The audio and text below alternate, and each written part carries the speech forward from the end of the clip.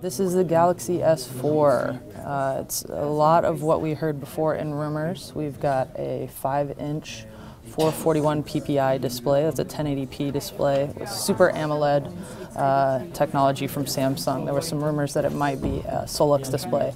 Not true. There's almost no bezel here. You can see that it's 69.8 millimeters across, 136.6 millimeters tall, and it's just 130 grams at 7.9 millimeters thin. So it's about the same size as the Galaxy S3, shockingly. It comes with 2 gigabytes of RAM on the inside, 16, 32, and 64 gigabyte storage options. There's a micro SD, which makes it expandable to 64 gigs. It runs Android 4.2.2 Jelly Bean. And it's got a brand new camera, a 13 megapixel camera with autofocus and video capture in 1080p, as well as a 2 megapixel front-facing camera, which will be really important because they've come up with a whole lot of new camera features, one of which is dual shot. One thing that's actually really surprising is Samsung put a huge focus on health. So there's actually a S Health application. There's a pedometer embedded inside the Galaxy S4, and it'll allow you to track your steps, whether you're running, whether you're walking, whether you're climbing stairs. Hey guys, what's up? Jordan Crook here with TechCrunch, and I am talking to Drew Blackard, who is the Director of Product Planning at Samsung. It's Galaxy S4 day, right?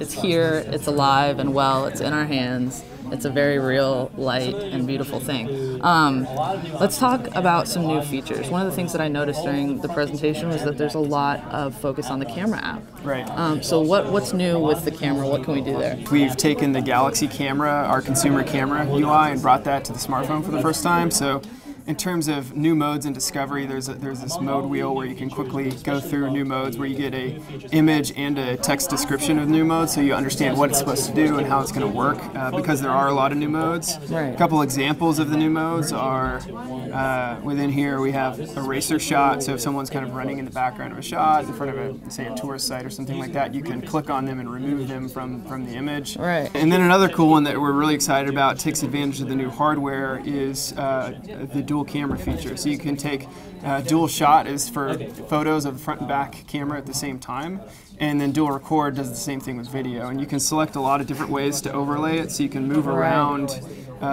the overlay of the front facing camera on the screen.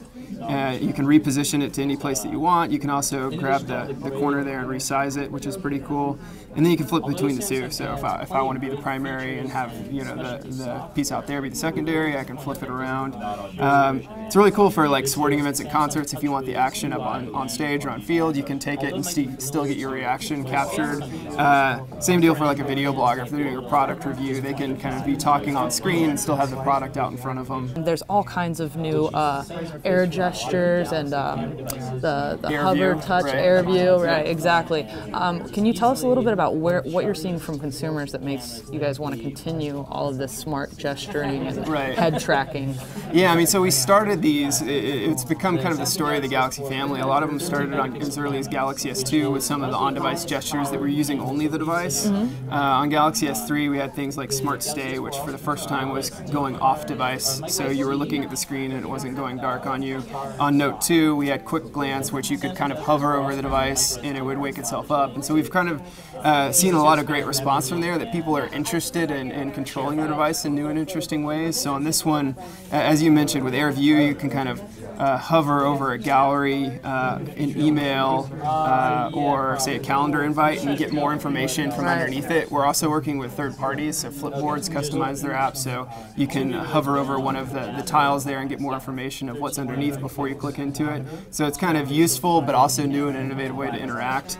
Air gestures allow you to kind of go up and down on a browser page without touching it. So if you're and you can even scroll like with tilting, right? Exactly, yeah. So Smart Stay was our first feature that used the front-facing camera, and now we have Smart Pause and Smart Scroll. Right. So Smart Pause is if you're watching a video and you look away, it's going to pause for you because it's been watching your face. And then Smart Scroll, same deal. Is the front-facing camera will detect if I'm looking at it, and if I am, I can just tilt the device to scroll up or down. All right, so let's move away from software for just a second. Let's talk hardware. It looks very pretty. It looks kind of similar to the Galaxy S3. It's a little like a Galaxy Note, a little like the Galaxy S2. It seems like a healthy blend. Right. I noticed that you guys are still using plastic for the front and back, and then I believe that this metal strip isn't actually metal; it's polycarbonate. That's right. Yeah. So can I ask you? The Galaxy S line has been a premium line out of Samsung. It's the best you can get, essentially, or maybe a Galaxy Note is the best you can get. There's some argument there. But if that's the case, I mean, other competitors are going to premium materials. Why is Samsung using plastic? Right. I mean, I think first things first, it's just a consideration in terms of all the things we want to get in the device in the same or smaller frame. So, on the Galaxy S4, we have a larger display, we have a higher megapixel camera, we have, more cores in the processor, a larger capacity battery, an IR sensor for the TV remote. So we're adding all this stuff, and it's actually a smaller frame than GS3. So the height and width dimensions are very similar. Yeah. So it's almost a millimeter slimmer at 7.9 millimeters. So there's a whole lot of effort that goes into getting it down that size. Okay, so let's finish up by talking about NFC. It was a big deal in the Galaxy S3. A whole lot of new features came out, and I know you guys have focused a lot on software with this phone. Right. So what can we expect that's new out of Samsung's NFC venture? Right, NFC stuff. I mean, primarily it becomes more pairing and more situations. So Group Play is an example of our group sharing, screen sharing application, and you can now pair devices just by touching them, as opposed to before you were connecting over Wi-Fi and detecting people. So simplicity there. Same with ShareShot, which we've had in a lot of our US TV commercials, where you can pair devices in ShareShot using NFC. So a lot of it right now is focused on ease of use and pairing to other Galaxy S users, so you can kind of enhance and use those software features. Cool. All right. Well, thank you so much, Drew. I really appreciate your time. Sure.